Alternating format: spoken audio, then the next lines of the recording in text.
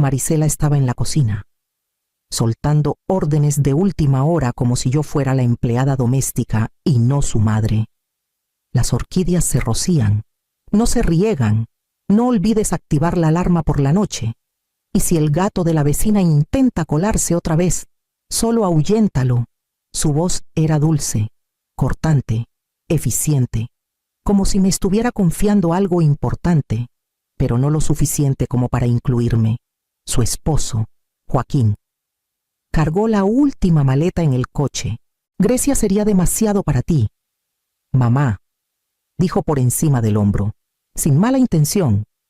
El calor, las escaleras, caminar tanto, no es fácil allá.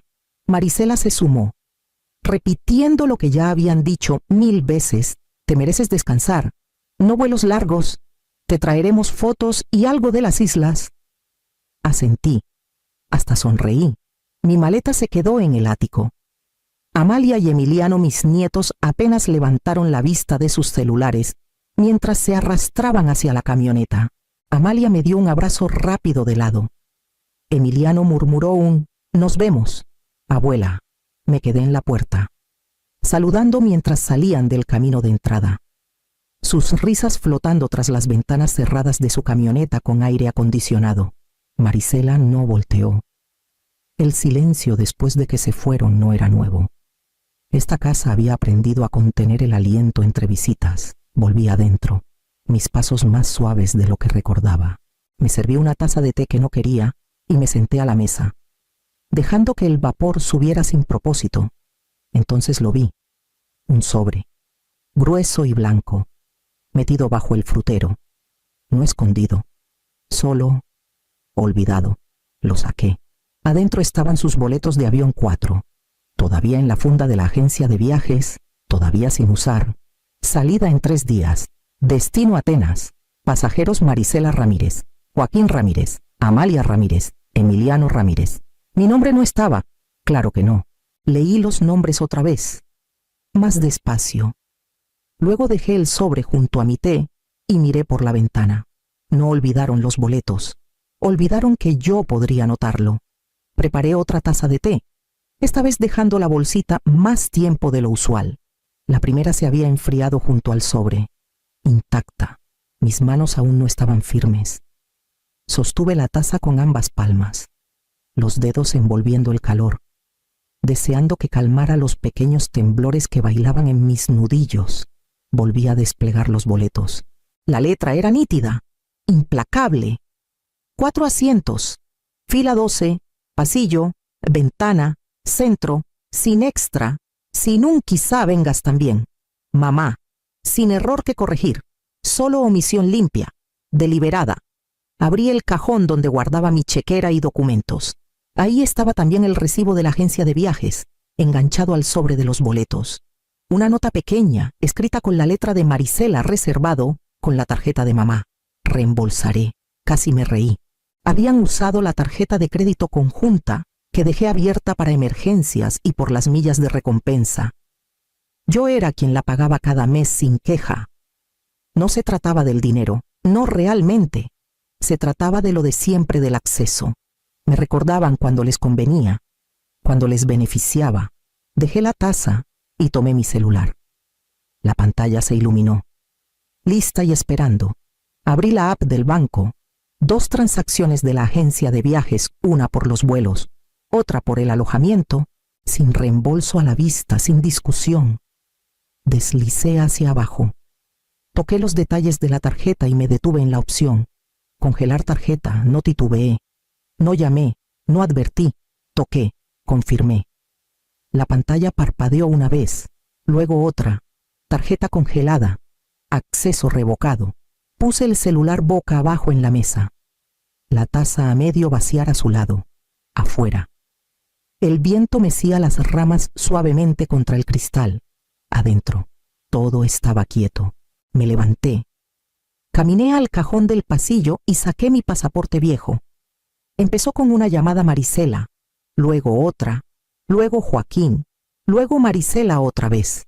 Vi la pantalla encenderse y apagarse, una y otra vez, como un niño jugando con un interruptor. exigiendo atención sin entender qué está apagando o encendiendo. A los 15 minutos, las cifras superaban lo que me importaba contar. 18 llamadas perdidas, 45 mensajes, algunos mensajes de voz, la mayoría de Marisela. Su tono tenso y urgente incluso en las vistas previas. Mamá, ¿estás en casa? Creemos que dejamos algo. Tocaste los boletos. Llámame ahora. ¿Estás bien? No preguntaban si estaba bien. Preguntaban si había deshecho sus planes. No respondí. En cambio, volví a la mesa y abrí el sobre. Di vuelta a la funda de los boletos. La confirmación de la reserva estaba impresa en la parte trasera. Copié el código cuidadosamente en el margen de una libreta. Arranqué la hoja y la llevé al pequeño estudio donde aún vivía el teléfono fijo. Marqué a la aerolínea y esperé a través de la música de espera. Cuando la agente finalmente contestó, su voz era rápida pero educada. ¿Puedo ayudarla con su reserva? Sí, dije, leyendo el código despacio. Quiero cancelar estos vuelos. Los 4 asientos, sí. Una pausa. ¿Puedo preguntar por qué no? Otra pausa. Está más larga. Entendido. Procesó la solicitud en silencio. Luego me dio un número de cancelación. Lo anoté debajo del código de confirmación. ¿Hay algo más en lo que pueda ayudarla hoy, no? Gracias. Colgué y regresé a la cocina. El té se había enfriado otra vez. No me molesté en recalentarlo. Guardé la libreta y el sobre en un cajón. Lo cerré y me giré hacia el pasillo. El pasaporte seguía en el mostrador. Lo tomé. Mi nombre se veía extraño bajo el sello oficial, como alguien con quien no había hablado en años. Me senté en la mecedora junto a la ventana del frente, la que usaba cuando Marisela era bebé y las noches se alargaban más que mi paciencia. Crujía bajo mi peso, como siempre, un poco fuera de ritmo, como una canción vieja que no escuchas en años pero cuyas palabras aún sabes. La casa estaba silenciosa otra vez, pero esta vez no era porque todos se habían ido, era porque yo había dejado de intentar llenar el silencio. Lo dejé asentarse a mi alrededor, como una manta que no necesitaba doblar. Mis ojos se posaron en el cajón al otro lado de la habitación, el que no había abierto en años, el que solía llamar el cajón de los por si acaso. Me levanté lentamente y lo abrí. Adentro mi pasaporte viejo, una pila de postales que nunca envié y un itinerario de un viaje que Paul y yo nunca hicimos. París, decía, pero el cáncer lo cambió todo. Tomé el pasaporte. Las esquinas estaban desgastadas, el laminado ligeramente amarillento. Lo abrí en la foto mi cabello más oscuro, mis ojos menos arrugados, pero la misma mujer, una mujer que alguna vez quiso más que cuidar y cumplir en silencio. Revisé la fecha de expiración, aún válido. De alguna manera, volví a sentarme con el pasaporte en mi regazo. Se sentía más pesado que antes, como si hubiera esperado demasiado a que lo notara de nuevo. Pasé los dedos por las letras en relieve. Pensé en todos los viajes que ayudé a pagar, en todas las estancias en hoteles que nunca reservé para mí, en todas las millas que regalé. Abrí mi laptop. La pantalla se iluminó lentamente. Con cautela, escribí en la barra de búsqueda vuelos desde Ciudad de México. No sabía exactamente a dónde quería ir, pero sabía que no podía ser un lugar familiar. Cerré los ojos. Lisboa. Lo escribí. Un pasajero. Solo ida. La búsqueda cargó. Una lista de precios, horarios de salida, códigos de aerolíneas. No titubeé. Abrí otra pestaña y revisé mi cuenta bancaria. Había sido cuidadosa todos estos años, sin deudas, un pequeño ahorro, algunos bonos que olvidé que seguían creciendo, más que suficiente para un asiento, una habitación, un comienzo. Volví a mirar el pasaporte en mi regazo. Ya no era un personaje secundario en los itinerarios de otros. Reservé el vuelo sin dudar. Lisboa. Un asiento, pasillo, sin extras, sin seguro, sin selección de asientos para otros. Hice clic en confirmar y vi la pantalla actualizarse, como si necesitara un momento para aceptar que realmente lo había hecho. El correo de confirmación llegó en segundos. Lo leí 2 veces, no porque dudara, sino porque se sentía como una prueba. No para nadie más, solo para mí. Imprimí el itinerario. Lo doblé una vez y lo metí en la parte trasera de mi pasaporte. Algo en el papel aún se sentía más real que una pantalla. La maleta que saqué del closet era pequeña, con una cremallera rota y una calcomanía de una venta de garaje pegada en el asa. Era la que siempre guardaba para emergencias. Sonreí ante la palabra al parecer. Esto contaba. Empaque ligero, zapatos cómodos, una chamarra para la lluvia, un cambio de ropa y mi vestido azul marino, el que no había usado desde el funeral de Paul. No había podido deshacerme de él, no porque me recordara la pérdida, sino porque me recordaba lo firme que estuve ese día, lo inmóvil. Había sostenido a nuestra familia con ambas manos mientras todos los demás se desmoronaban. Ese vestido tenía estructura, y por primera vez en años. Quería sentir eso otra vez. Agregué el pañuelo de seda que usaba cuando era más joven, cuando aún hablaba con opiniones completas en lugar de sugerencias cuidadosas. Estaba descolorido en los bordes, pero seguía siendo suave, seguía siendo mío. Lo metí entre las capas dobladas como un secreto. Artículos de aseo, cargador, pasaporte, sin maquillaje, solo bálsamo labial y el mismo peine que había tenido por una década. Caminé a la cocina y escribí una nota para Rosa. Mi vecina Rosa, estaré fuera por un tiempo. Podría regar las macetas del frente y revisar el correo sin emergencias, sin preocupaciones, solo algo que necesito hacer. Irma. La dejé en su porche con la llave de repuesto bajo el tapete. Ella entendería. O tal vez no. No importaba. De vuelta adentro. Revisé cada habitación. No porque tuviera miedo de olvidar algo, sino por costumbre. Me detuve en el espejo del pasillo. Miré mi reflejo por un largo rato, no juzgando, solo reconociendo. Mi rostro no parecía más viejo que ayer, pero parecía más suelto, como si algo dentro se hubiera destensado. No le escribí a Marisela, no llamé. No debía una explicación por dejar un lugar donde nadie me había pedido que me quedara. Cuando salí y cerré la puerta tras de mí, no se sintió como alejarme. Se sintió como caminar hacia algo que aún no había nombrado. La maleta rodaba detrás de mí, inestable pero en movimiento. Como yo, Lisboa no me recibió como familia. No preguntó dónde había estado o qué me tomó tanto tiempo. Simplemente abrió sus calles y me dejó caminar. Del aeropuerto a la casa de huéspedes. Hablé poco.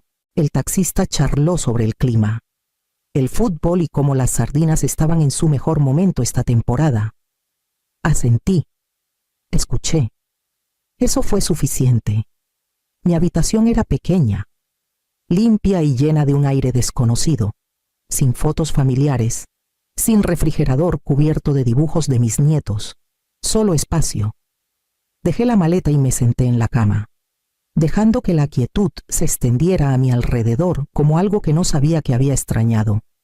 No desempaqué, me cambié los zapatos, me recogí el cabello y salí a caminar. La ciudad me recibió con callejones inclinados y azulejos desgastados. Los extraños pasaban con voces suaves y pasos lentos. Nadie miraba, nadie sonreía por obligación. Por primera vez en mucho tiempo, no me sentí como alguien que necesitaba un rol para existir. Caminé hasta llegar a una plaza bordeada de naranjos y bancas gastadas.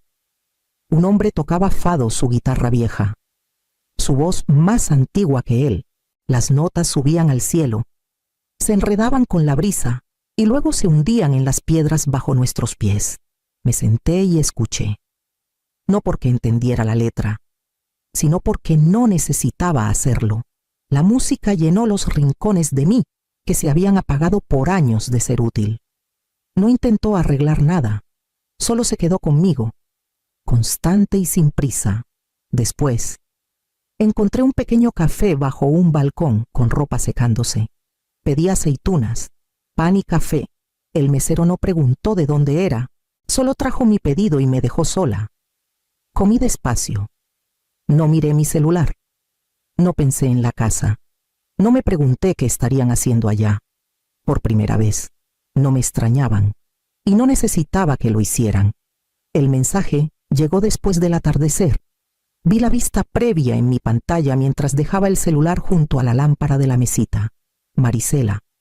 Esto no es gracioso, los niños están molestos. ¿Dónde estás? No lo abrí. No había aún. ¿Estás bien? No había aún. Lo sentimos. Solo pánico disfrazado de preocupación. La ausencia de una madre de repente inconveniente. Me senté al borde de la cama y miré por la ventana abierta. Las persianas crujían suavemente con la brisa nocturna. En la distancia, alguien cantaba otra vez una canción que no conocía, en un idioma que no había aprendido, pero que de alguna manera me resultaba familiar. No tenía miedo de que estuviera en problemas. Tenía miedo de que hubiera dejado de esperar, por invitaciones a cenar, por cumpleaños recordados, por disculpas que nunca llegaban. Puse el celular boca abajo y tomé mi pañuelo, doblándolo en un cuadrado perfecto y colocándolo sobre el tocador. El vestido azul marino colgaba del respaldo de una silla, sus mangas relajadas, como si también hubiera exhalado. Al meterme en la cama, me sorprendí tarareando suavemente, sin pensar, una melodía que Paul solía cantar mientras se afeitaba. Una canción ridícula sobre un hombre con demasiados calcetines y pocos zapatos.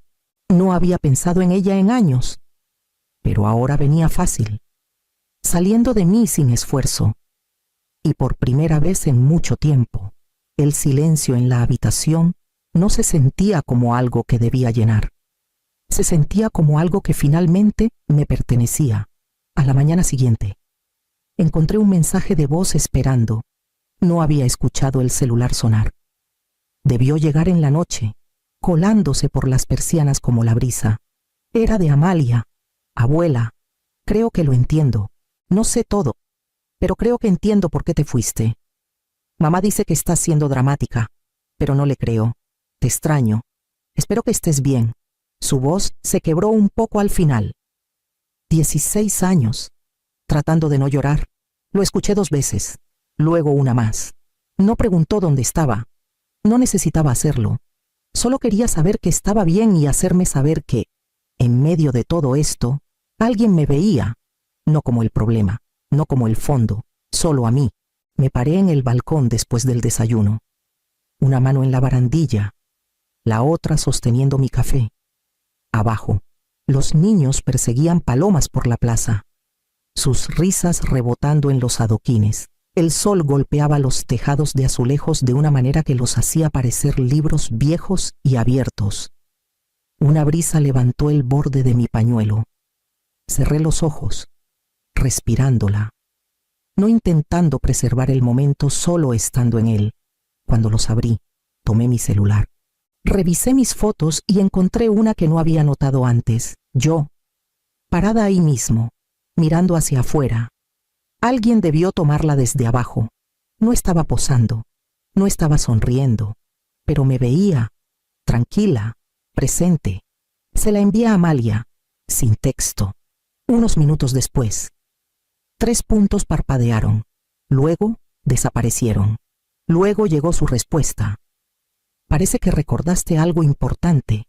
No respondí de inmediato, solo me quedé ahí, sosteniendo el celular como una carta que alguien finalmente recordó enviar. La conocí cerca del puesto de frutas, ambas alcanzando el último higo maduro. Nos reímos. Luego dimos un paso atrás al mismo tiempo.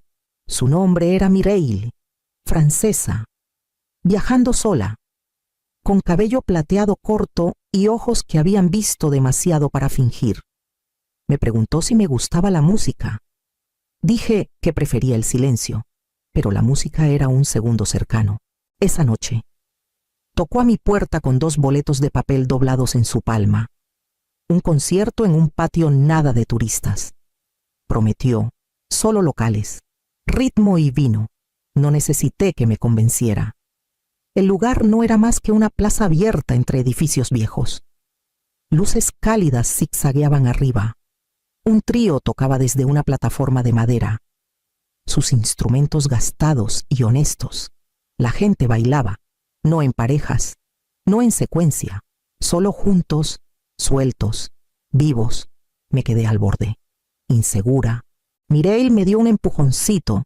No se trata de saber los pasos, dudé. Luego saqué mi pañuelo de la bolsa y me lo até en el cabello, no al cuello. No guardado. Se sentía diferente ahí arriba, como una bandera izada. Y entonces me moví, no con gracia, no siempre al ritmo, pero me moví.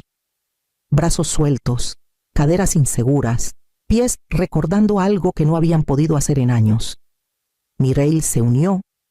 Nos reímos, no como mujeres observadas, sino como niñas a las que les devolvieron algo que no sabían que les faltaba.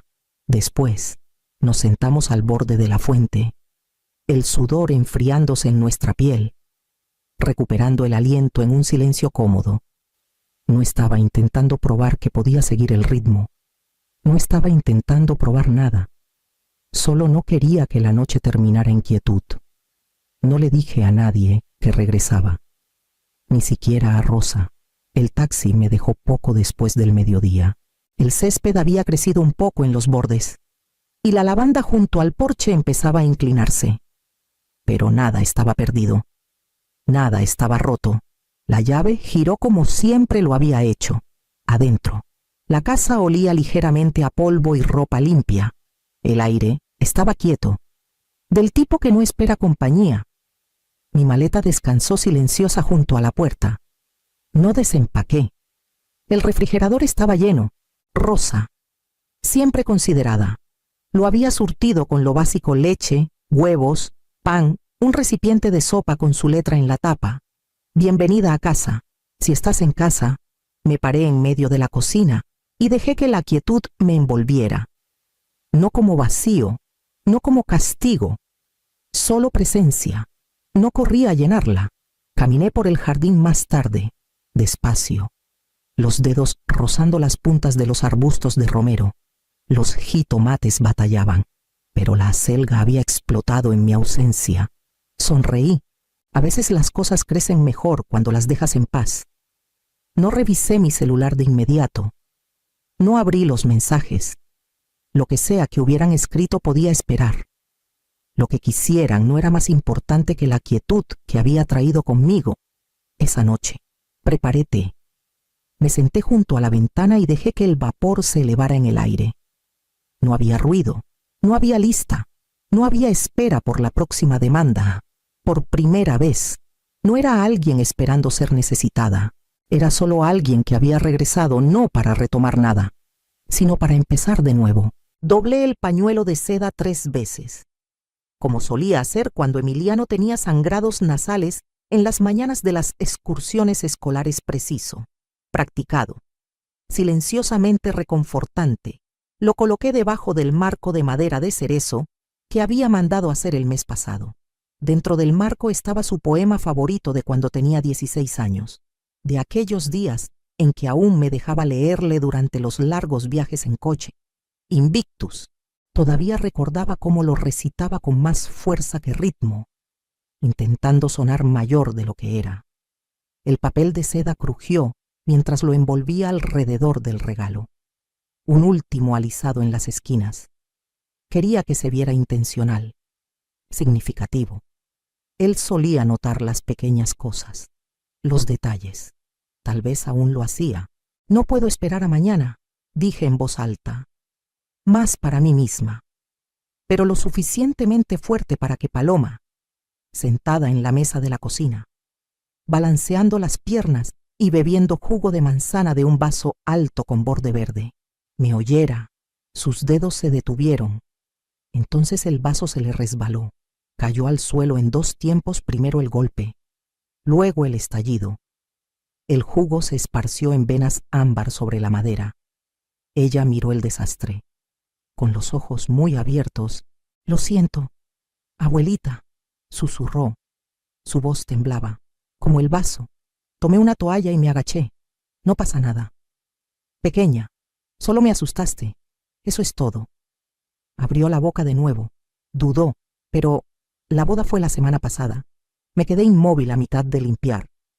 No, cariño, es mañana. Tengo la invitación aquí mismo. Negó suavemente con la cabeza. Fuimos el sábado pasado. Papá usó su corbata azul. Lo recuerdo. La toalla se hundió en mi mano. Por un segundo. Pensé que tal vez estaba confundida, mezclando fechas como a veces hacen los niños. Pero no había incertidumbre en sus ojos. Solo una tristeza silenciosa. Demasiado adulta para alguien tan pequeño. Me levanté despacio, con las rodillas doliendo. El regalo envuelto en papel de seda seguía donde lo dejé, con los bordes perfectos, la promesa intacta. No quería abrir ese cajón, pero tenía que hacerlo. El cajón se atascó un momento. Como siempre cuando el aire estaba demasiado seco, tiré más fuerte y deslicé la mano entre cupones viejos y tarjetas de biblioteca vencidas hasta encontrar el sobre crema. Papel grueso, bordes de hoja de oro, caligrafía falsa que Jimena siempre usaba para sus invitaciones a brunch, tratando de parecer más elegante de lo necesario. Lo abrí con cuidado, como si el papel pudiera gritar: la fecha sábado, 20 de mayo, mañana. La hora estaba ahí, el lugar, la nota al final. Esperamos celebrar contigo. Mi nombre impreso arriba en letras cursivas. Era real y, sin embargo, Paloma no había mentido. Esa niña no tenía la fuerza para el engaño. Lo vi en su rostro cuando habló vergüenza prestada de alguien mayor. Me senté de nuevo, con el papel aún en las manos, y miré el silencio. Nada se movía en la habitación salvo el lento goteo donde el jugo se había filtrado en la grieta entre las tablas del suelo. Aplasté el sobre contra la mesa y pensé en una persona que aún podría darle sentido a esto. Amalia abrió su puerta antes de que pudiera tocar 2 veces. Su cabello plateado estaba recogido con demasiada flojedad.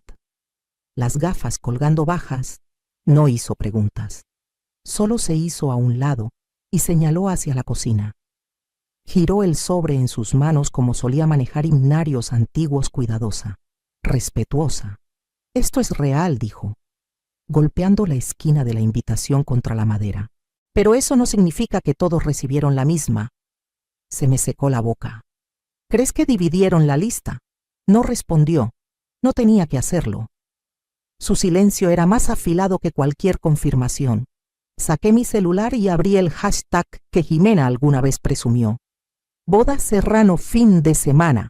Foto tras foto, la carpa de seda, el brindis con champán, su vestido de encaje, Emiliano dando un discurso, flanqueado por los padres de Jimena, pero yo no estaba ahí, ni en el fondo, ni en un reflejo, ni siquiera por error. No me habían olvidado. Se aseguraron de que no estuviera. Cerré el celular y lo deslicé boca abajo sobre la mesa. Amalia extendió la mano y apretó la mía una vez sin consuelo. Solo claridad. Y de repente recordé lo que estaba en el otro cajón en casa. El candado no había hecho clic en más de una década, pero mis dedos aún conocían el ritmo. Izquierda, derecha, centro. El cajón se abrió con un quejido, madera contra madera, lento y reacio. Dentro estaban las cosas que nunca necesité hasta ahora. Mi acta de matrimonio, desvaída, la escritura de la casa en el lago, declaraciones de impuestos de los años en que trabajé en la distribuidora de flores y en la biblioteca municipal de San Miguel de Allende, y debajo, una carpeta gruesa marcada Fideicomiso Familia Serrano. La puse sobre la mesa del comedor. Despejé los manteles individuales y abrí la primera página. Mi nombre me miró en tinta legal. Fechado hace 7 años. Recordé la llamada de Emiliano esa primavera. Cómo temblaba su voz cuando dijo: si firmas como coaval. Podemos cerrar en junio. No me estaba pidiendo ayuda.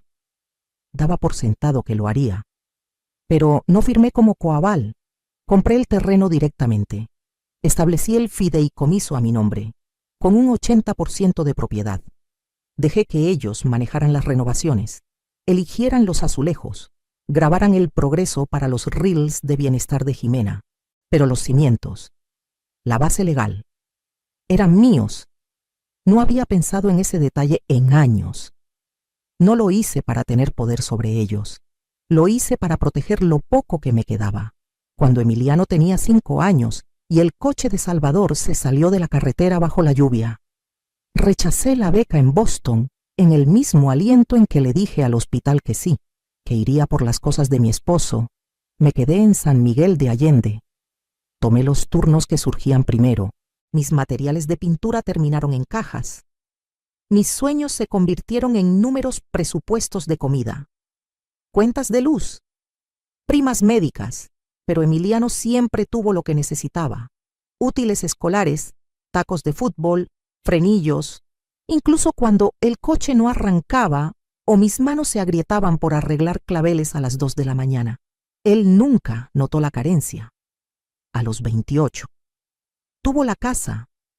Mi nombre estaba en los papeles, pero solo el mío cargaba el riesgo el pasado día de Acción de Gracias. Jimena organizó una cena de legado. Sus padres dieron discursos. Yo me senté en una mesa plegable junto a un pequeño y la niñera de alguien, cortando gelatina de arándano con un cuchillo de plástico. Me dije que era solo una cuestión de espacio, que así habían salido las cosas, pero ahora, mirando el fideicomiso firmado en mis manos, no estaba tan segura, y mientras me levantaba, deslizando la carpeta en mi bolso, supe que no había terminado. Todavía no. El tapete del porche aún tenía el monograma serrano que les regalé la Navidad pasada. Ahora estaba desgastado en los bordes, manchado de lodo y curvado en una esquina. Toqué el timbre una vez y esperé. Con la carpeta pesada en mi bolso, pero sin abrir, Jimena abrió. Con aretes de perlas y la misma sonrisa tensa que usó en Acción de Gracias. Verónica, dijo. No exactamente una bienvenida. Solo quiero hablar. Respondí. Se hizo a un lado. Más por cortesía que por calidez. El vestíbulo olía a limpiador de cítricos y velas de vainilla. Todo estaba en su lugar demasiado limpio, demasiado montado. Emiliano apareció desde el pasillo, con la camisa desabotonada, el rostro sonrojado. «Mamá», levanté el sobre. Me enviaron la invitación equivocada. Se frotó la nuca, evitando mis ojos. No queríamos lastimarte. Solo era más fácil, menos estrés. ¿Sabes? Jimena cruzó los brazos. Sin tensiones en la boda. Tú sacas cosas viejas, historia familiar. Hace que la gente se sienta incómoda. Mantuve la voz firme. Pagué 3 años de su hipoteca. Ella resopló. Nadie te obligó a hacerlo. Tú ofreciste, siempre ofreces, luego actúas como si te debiéramos algo. Miré a Emiliano. No habló. Solo cambió el peso de un pie al otro. Con la mirada hacia las escaleras como si pudiera escapar del momento. Nunca pedí nada a cambio. Dije.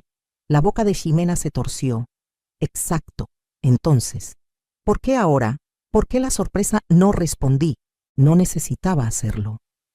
La habitación ya había respondido por ellos fría y curada. Sin toque de memoria. Querían mi ayuda, no mi presencia. Les di un pequeño asentimiento. Me di la vuelta y salí al aire libre, fresco, más brillante, cuando cerré la puerta del coche. Sentí el bolso golpear contra mi costado. El peso del fideicomiso recordándome. No vine a discutir. Vine a recordar quién era. Para cuando salí de su calle sin salida, lo único que quedaba en mí era certeza, y sabía exactamente a dónde necesitaba ir después. Los documentos del fideicomiso eran más gruesos de lo que recordaba. Lenguaje legal apilado en cláusulas y subsecciones. Un laberinto de condiciones y contingencias. Pero ahí estaba, impreso claramente en la página 3, Verónica Serrano. Fideicomisaria principal y dueña del 80%. No coaval, no garante, dueña. Seguí la fecha con el dedo hace 7 años. Recordé la reunión en la cooperativa de crédito. Las preguntas del banquero, mis respuestas cuidadosas. Lo establecí para que fuera simple, seguro. No esperaba gratitud, esperaba decencia. Tomé el teléfono y marqué a Amalia.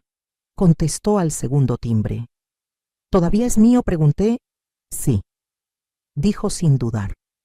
Estás registrada como la titular mayoritaria. Ellos viven ahí, Verónica, pero no son dueños ni de una tabla. Me apoyé en la encimera, apretando el auricular más cerca de mi oído. Entonces quiero congelar la subcuenta vinculada al fondo de mantenimiento. Hizo una pausa breve. Entendido. Redactaré la orden y te la enviaré para que la firmes. Gracias. Después de colgar, abrí mi laptop, los servicios de la propiedad de electricidad, agua, Wi-Fi, todos estaban a mi nombre. Cancelé las autorizaciones de pago una por una, en silencio, metódicamente, no para castigar, solo para recordar. Luego saqué la carpeta otra vez. Dentro estaba la enmienda que nunca presenté, la que eliminaría por completo el acceso compartido de Emiliano. La firmé con mano firme y la deslicé en un nuevo sobre, dirigido a la oficina del registro del condado, sin prisa, solo preparación. Esa noche, cancelé la suscripción familiar de Netflix y retiré mi tarjeta de su plan móvil. Los sistemas que habían dejado de ver el andamiaje invisible eran míos. No lo notaban porque nunca hacía ruido, pero yo había construido su comodidad. Ahora la estaba recuperando. A la mañana siguiente, caminé por el sendero del lago por primera vez en años. El agua estaba baja, el camino suave bajo mis pies.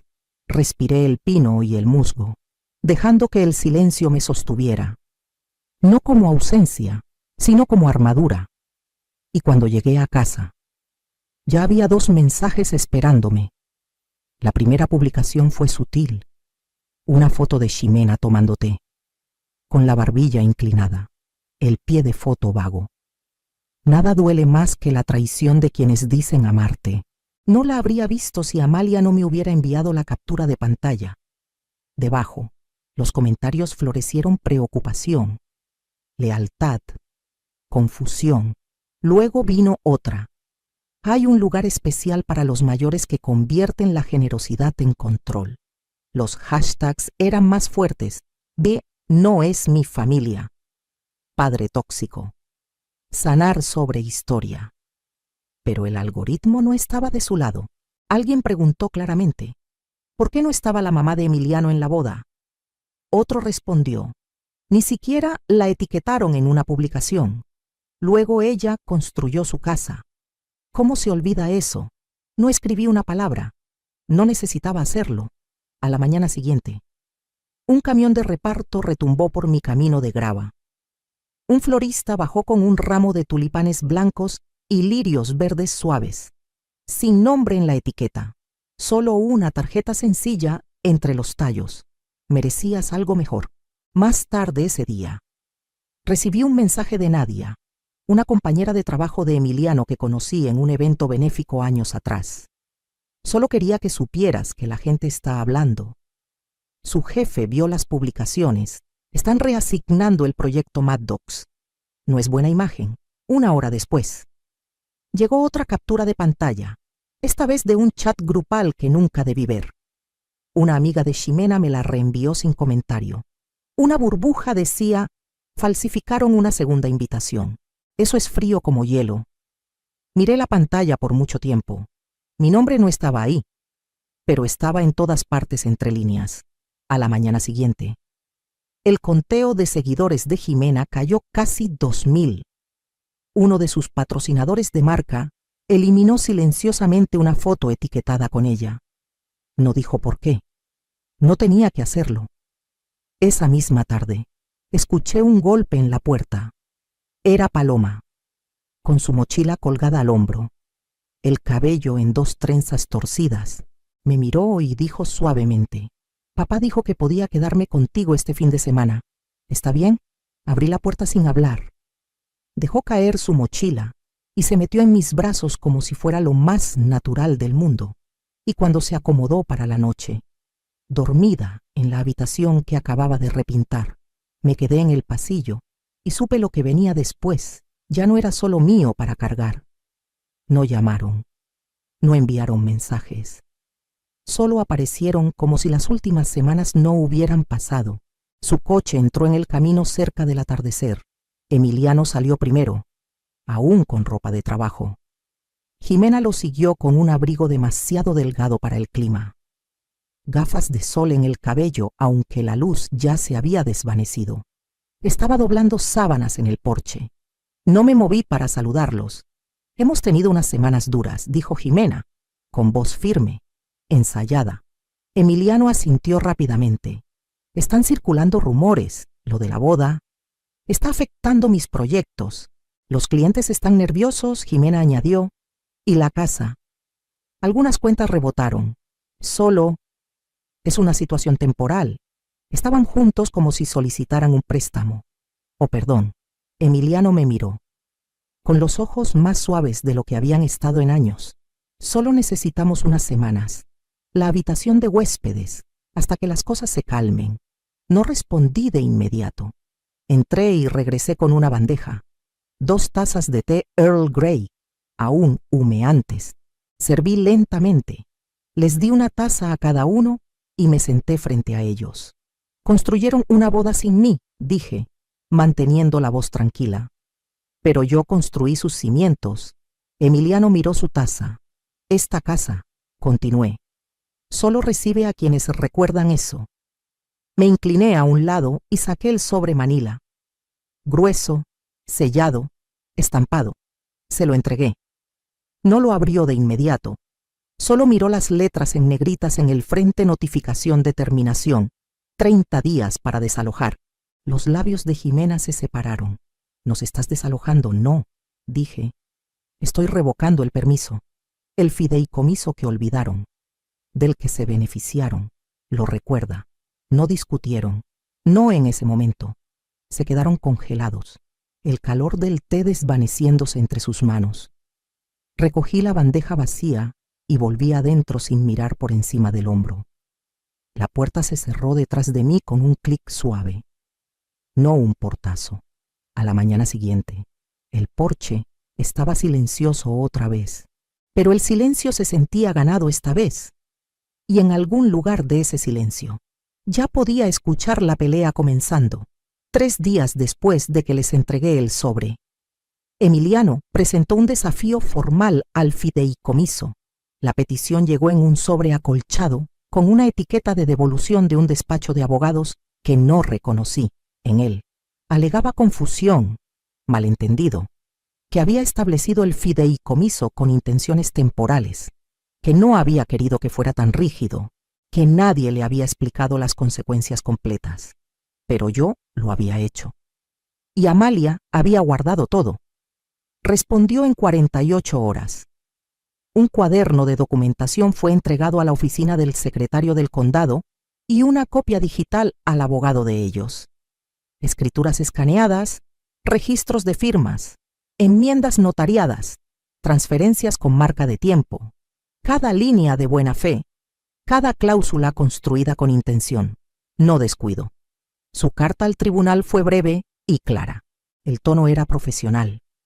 Pero escuché el acero debajo. No discutió. Simplemente cerró cada puerta antes de que pudieran encontrar la manija. No hay nada que puedan deshacer, me dijo por teléfono. Lo construiste correctamente. Solo no pensaron que recordarías protegerte. Lo había hecho. 2 días después. Jimena publicó un video. Su voz temblaba lo justo. Música suave de piano sonaba bajo sus palabras. Quise a mi suegra, dijo, con los ojos brillantes bajo una iluminación perfecta, pero el dinero cambia a las personas. No hice clic. En cambio, manejé hasta la cooperativa de crédito y cerré nuestra cuenta de gastos compartida. Firmé la separación financiera completa. No más seguros vinculados. No más acceso de emergencia. Actualicé al ejecutor de mi testamento. Eliminé a Emiliano como mi contacto listado. En el espacio en blanco, escribí el nombre de Amalia. El cajero preguntó si quería notificarle. Negué con la cabeza. Esa noche, me senté en el porche, con una manta de lana en el regazo. El aire había cambiado, más fresco, más limpio, adentro. Archivé los documentos en el mismo cajón donde una vez guardé los permisos escolares de Emiliano y los dibujos de Paloma. Y justo antes de acostarme, abrí el sobre una última vez. no para revisar, sino para recordar que olvidar es una elección. Y yo había terminado de elegir ser borrada. La llamada llegó a media mañana. Estaba a medio preparar una olla de manzanilla cuando sonó el teléfono con un número desconocido. Casi lo dejé ir al buzón de voz. Señora Serrano, preguntó la voz suavemente. Soy la señorita Welling. Enseño a Paloma. Me preparé para algo que no estaba lista para escuchar. Hizo un dibujo hoy, continuó la maestra. Dijo que era tu casa. La llamó su lugar seguro. Se me apretó la garganta. Lo hizo, sí. Dijo que escucha pájaros allí por la mañana y que duerme mejor que en cualquier otro lugar. Una pausa. Luego pensé que querrías verlo. El sobre llegó 2 días después. Árboles de crayón, un lago azul brillante, un porche torcido, una figura de palitos con rizos grises y una sonrisa ancha.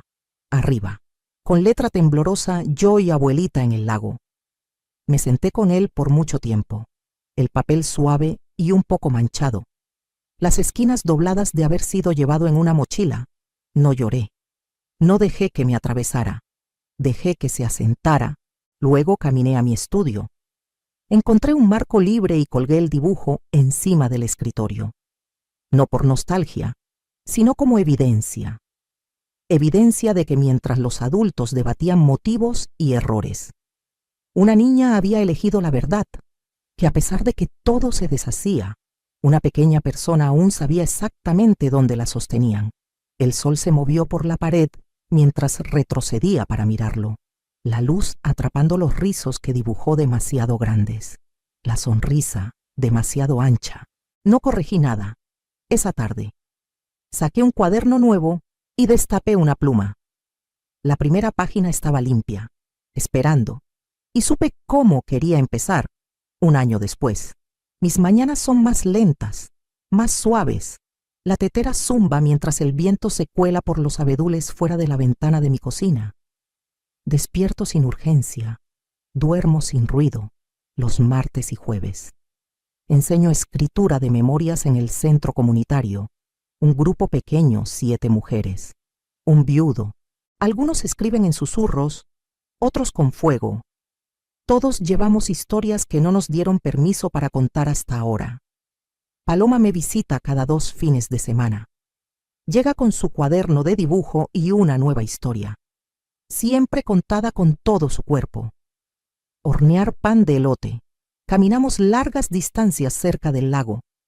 Recolectamos piñas y pequeños recuerdos. Por la noche, duerme en la habitación pintada de ámbar y susurra, amo este lugar.